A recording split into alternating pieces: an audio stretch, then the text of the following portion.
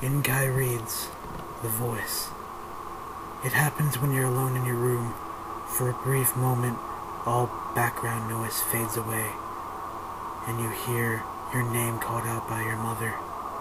You get up and go see her to see what she wanted, but she insists she never called to you. You figured it's just your brain replaying sounds in your head, and you shove the thought aside. Well, for me, this was an everyday occurrence. It has been happening since I was 8, when we moved into our new house. For the longest time, I thought it was my mom tricking me, trying to scare me.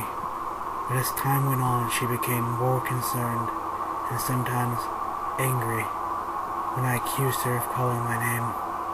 I'm 17 now. I've gotten used to the voice. I only go to my mom when she calls my cell phone or comes to me in person.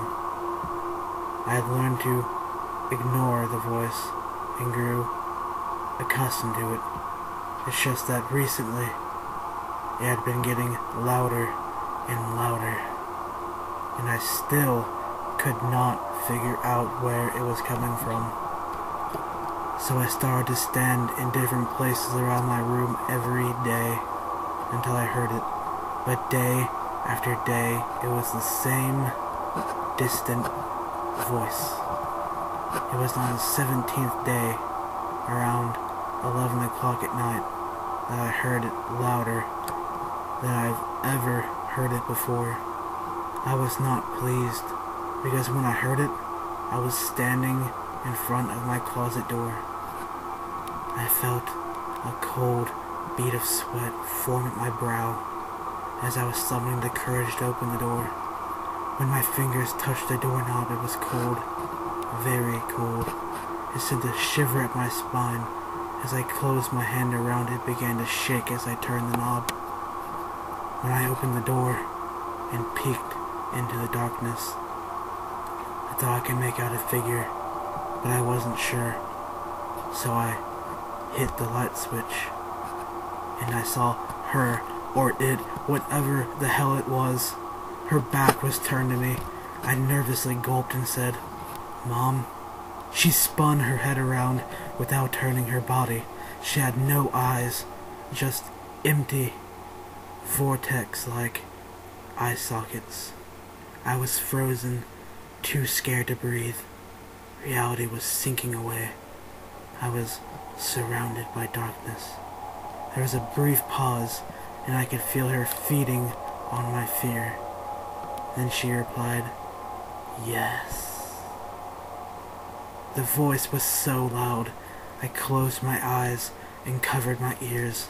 I could feel warm blood trickling out of my ears on my hand, and I thought, "It's not real.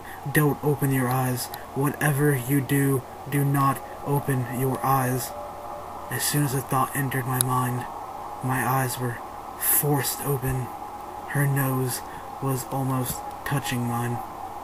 Her skin was pale and almost transparent. I tried to scream as her flesh melted slowly away, but I couldn't.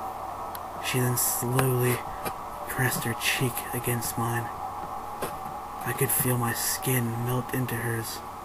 It was like my whole entire body had just been engulfed in flames. I collapsed. About an hour later, my mom found me in the closet, and I woke up in a hospital bed. My head was throbbing, and I was pretty sure I had a concussion. I looked into the mirror next to me. I never would have expected that the grisly sight I saw was my own face. A good portion of the skin on the left side of my face was distorted and felt waxy. The pores were gone. They had been melted over. I screamed at the top of my lungs. At the same moment, my mom ran into the room, followed by some nurses. She embraced me and repeated the words, "I'm here. You're okay," over and over. I'm 18 now, about to graduate. We moved to a new house after the incident.